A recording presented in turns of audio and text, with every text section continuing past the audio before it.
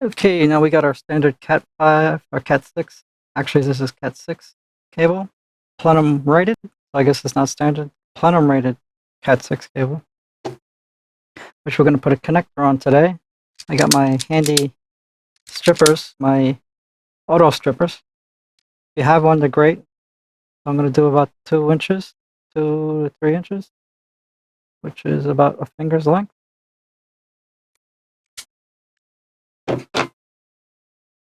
Comes right off.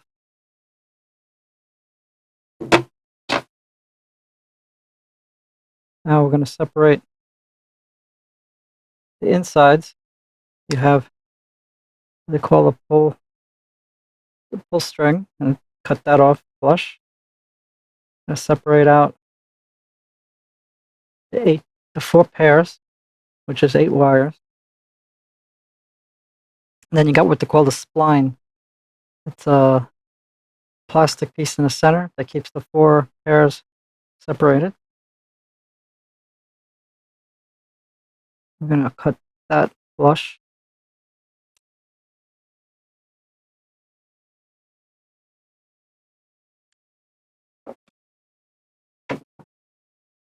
And then we're going to untwist each pair.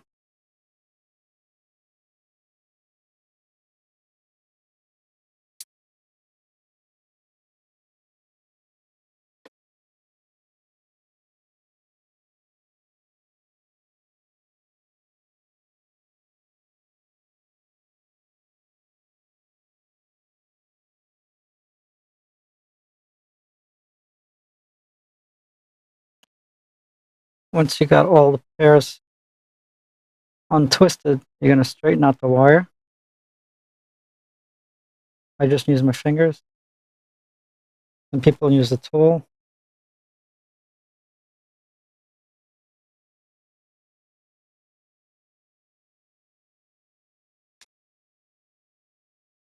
Sometimes you can use the back of a pliers.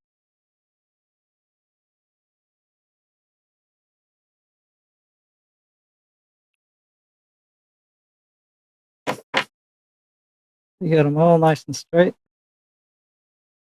because they got to go through the connector eventually. Oh, so before you do any crimping or cutting any further, if you're going to have a boot, a rubber boot, you should put it on. So before you go separating the pairs and it's straight, put on your rubber boot.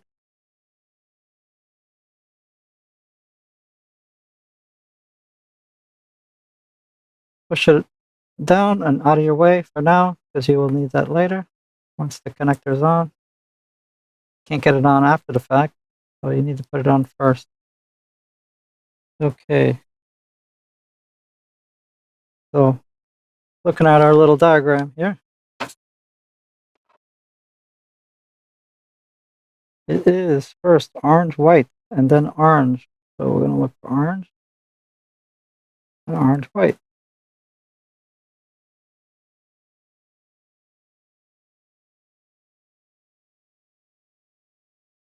The next one is green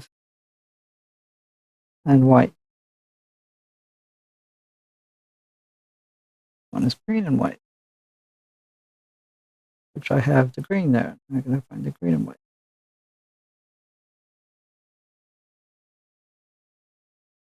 Now that we have green and white, we're looking for blue, solid blue. And we're looking for blue-white. So all the way, you're trying to line up all these colors next to each other, side by side, so they can slide into the connector as such. So next we're on to green. And next we're on to brown and white. And the last but not least, the brown. So you see how they're fanned out? Now you see how they're fanned out in the color in the color pattern that's needed. Now that they're side by side, you can kind of straighten them out a little bit more and start to push them closer together. Just kind of inch them in your fingers until they're still side by side, but they're closer together. So you're reducing that space between them. And then you kind of have to work it, wiggle it until like they get really straight side by side.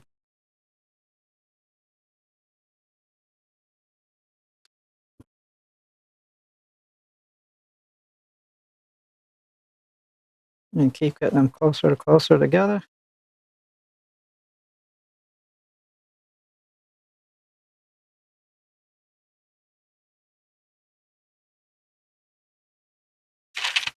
So what I forgot to do is take out a connector. Take out one of these connectors.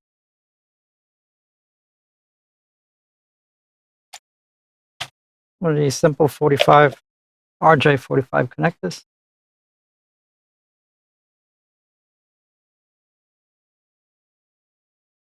So you want to put the connector on this way, not with the clip facing you, not with the little spongy clip facing you, and face it away. So you want the contacts, the gold contacts facing you. So, but we're going to put that on in a second. So once you got all these straight next to each other, and all the while looking if the code is the same, if the code is correct. Because at any time you're shaping these and it's not in the right position, you're going to have to redo it. Because the shape will be all wrong and it won't go in the connector. So all the while be diligent that the wire is in the right code positions. So now we're going to cut these a little bit more flush. You can twist like this so they don't go all over the place. And we're going to cut these on the angle. So they'll go in the connector a little more easy. So like I said, the connector facing you, slide it in.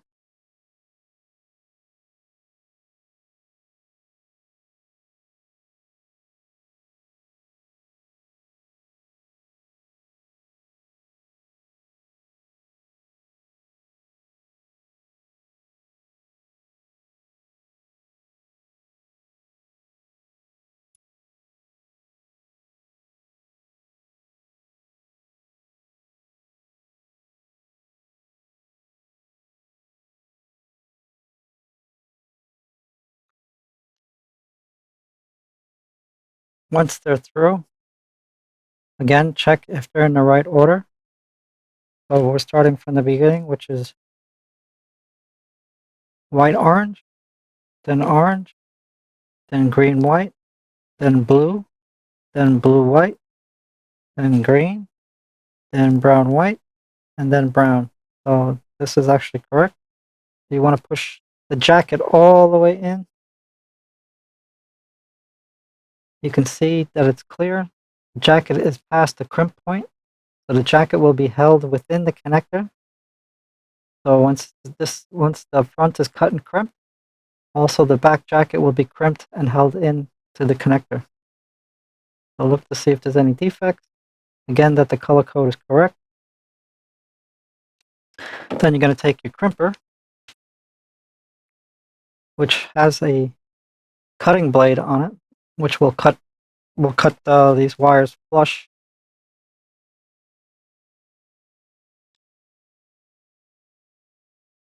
And you can see the action here when I squeeze the handle.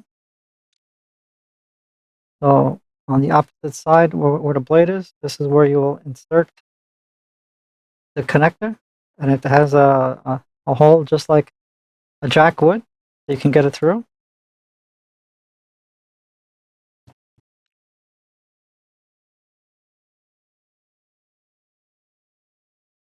This I usually have to cut a little, not flush, but near, to get it inside.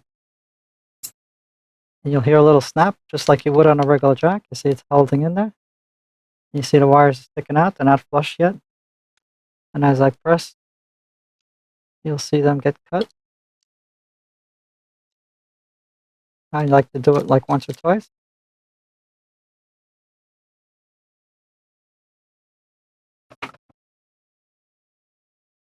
If you still see them there, you can brush them off. You'll see that it's cut. Cut nice and flush. If you're not sure, you can put it back in, but it can usually gets it the first time. And that should be the connector. So now you're going to push up the rubber boot. Make sure this little tab, make sure the little tab is underneath the rubber and that it springs up and down, that there's nothing impeding its movement. Take a last inspection to see if everything is the way it should be, which it is. And that's one side.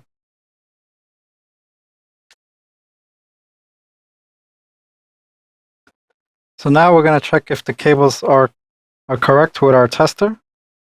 So we have just made them, just made these cables, and we're going to check in the tester if everything is going to be working. So we are putting in our cable tester. Now plugging in this end into the wand that it came with. The testers, UDP, UTP, and then the other connector in here. And then instantly you can see that from here to there, to the other side of the cable, all these connectors, all these little points, the 8 points, are all connected. So it's 8 to 8, 1 to 1, everything in between. If it had a defect, it would show immediately. Let me pull out the cable slightly so you can see what that looks like. See, there's only three connected at the moment.